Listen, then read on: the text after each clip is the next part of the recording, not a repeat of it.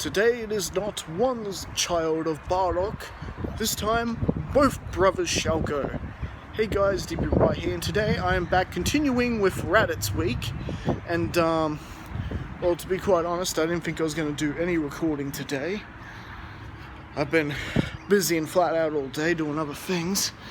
So, it's good now that I've got my chance and got away a little bit. I can quickly record this what if, and that what if is, what if Raditz went with Goku to Earth? And well, obviously this story starts off with post Planet Vegeta. You know, Frieza is about to blow up the planet. He's given the big call order that all Saiyans must return home, and meanwhile King Vegeta and most of the other Saiyans are just twiddling their fingers, do-do-do-do, don't know what's gonna happen, do-do-do-do, not suspecting a thing, do-do-do-do, except for, of course, Bardock, who is basically caught on that Frieza's about to blow up the planet. After hearing talk that his men have been asking about the Super Saiyan, and the whole thing just seemed fishy to Bardock ever since the beginning. So, well, as he's heading off to Gine to tell her his thoughts, and of course, first time him seeing Kakarot, you know, since he had left on assignment. In fact, it was his first time seeing Kakarot, and, you know, call it a moment of sentimentalness. And, well, in terms of Bardock and Gine's relationship, they've always been different to other Saiyans, and, well, just call it a moment of sentiment. Bardock decides he's going to get his other son off-world, and, well, whether or not they're going to be able to get Raditz off-world on time, if he actually heard the come home order, and whether or not he actually comes back. And, well, as it turns out in this timeline, yes, he does come back. He hears the call home order, and, well, thanks to Raditz's cautious nature, you can thank his mother for that, always telling Raditz to make sure that he's always careful out there, and that, you know, not to do too much and overdo it and put his life in danger. Frieza has given the go home order, so rather than Raditz, you know, playing along with everyone else who chose to stay, Nappa, Vegeta, and those other couple of Saiyans they were with, Raditz actually more or less decides to get in his pod and head home. At the very least, if it's nothing, he could just come back and at least report in what the whole thing was about. And, well, you can imagine what Vegeta would say. Yeah, fine, go ahead, Raditz, go. You're not much use to us out here anyway. So with that, Raditz did get home in time, and, well, this is where Bardock, filling them all in after having his bit of a reunion with Gine and Raditz, who was now just turned up. Bardock indeed tells them that he's afraid, after motioning Raditz to take off his scouter, because you just don't know who's overhearing, he fills them in that he believes that Frieza is going to blow up the planet, that death is coming for him, and that he wants to get Kakarot, and now that Raditz is here, and Raditz off-world as quickly as possible, and he already had a destination in mind. That would be Planet Earth, and, well, with that, Raditz is sort of arguing about this. You absolutely sure, Father? We've done all this work for Frieza. Why would he just get rid of us like that? It doesn't make any sense. That's what I said, Raditz. Gine sort of on the same thing. And, well, he just fills him in. He's afraid of the legend. He's afraid that a Super Saiyan may be born someday and oppose him. And I'm not going to let my family suffer the same fate as the rest of the planet. After all, who would believe Bardock? Shouldn't they warn everyone? Who would believe him? He's a middle-class Saiyan married to a low-class Saiyan who's a battle-shy Saiyan. And, Raditz is, in some way, more or less the same. but he does have decent fighting power, thanks to his training in the military. And well, after a bit of talking and debating amongst the family, they all agree it's in their best interest. You know, if Bardock's wrong, he can go back there and get them. It's not a big deal, you know, just preparing for the worst. And well, with that night, Bardock steals a pod for Kakarot, and Raditz is more or less carrying the one that he arrived in. And yeah, they've got the same coordinates and everything punched in there. Raditz has just got to get in and take off.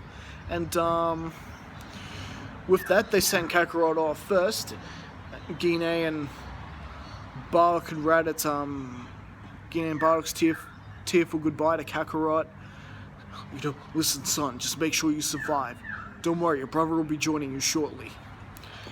And with that, there's more or less a goodbye between Gine, of course, emotional over losing both her children, so she's tearing up and crying that Raditz is going as well, and that there's a good chance she may not see him again, or Kakarot. And Bardock and Raditz, they've always been sort of not really seen much eye to eye. Bardock not really paying much attention to Raditz growing up, just due to him being so weak, which is pretty much natural to what typical Saiyans do. But, however, he does shake his son's hand and embraces him in a bit of a hug and just tells him, I hope you know I was always proud of you. Now, your final duty, look after your brother. Don't let me down. And with that, Raditz sort of tears up a little bit himself, because this is the first time his father had really acknowledged him and acknowledged the potential Raditz could have.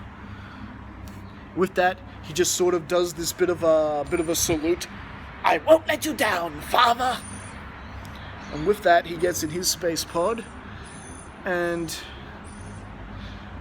with that, he's off as well. Gine just crying and just holding on to Bardock.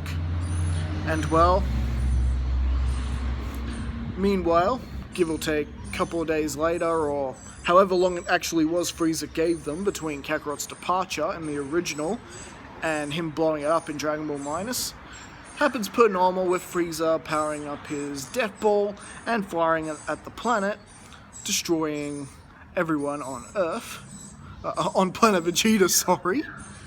The silly. Alright, so Planet Vegeta is now no more, and well, Nappa, Vegeta, and those other couple of Saiyans who were with, I guess they died somewhere in between the 30 years. Either way, we don't really see them again. Anyway, so Nappa and Vegeta get the news that Planet Vegeta was destroyed by a meteorite. Well, we tried to get everyone out of there, but we were just too late. Frieza, you know, fabricating his meteor a little bit, just like he does. And well, what? Planet Vegeta? Our entire race? Well, this isn't good, Vegeta. Now I'll never be king. Now I'll never be King Vegeta. Yeah. Hey, and didn't you have like a kid brother as well? Yeah, I wonder if he got blown up too. It doesn't matter. Not to mention, Raditz would have only just arrived. Well, I won't shed a tear for that weakling. He was useless anyway. Big shocker. And so with that, Nappa and Vegeta go into servitude to Lord Frieza, just like they do in the original. And meanwhile, Raditz and Kakarot have landed on Earth, and Raditz is trying to more or less get his brother to stop crying, who just hasn't stopped. Kakarot, will you please stop that at once?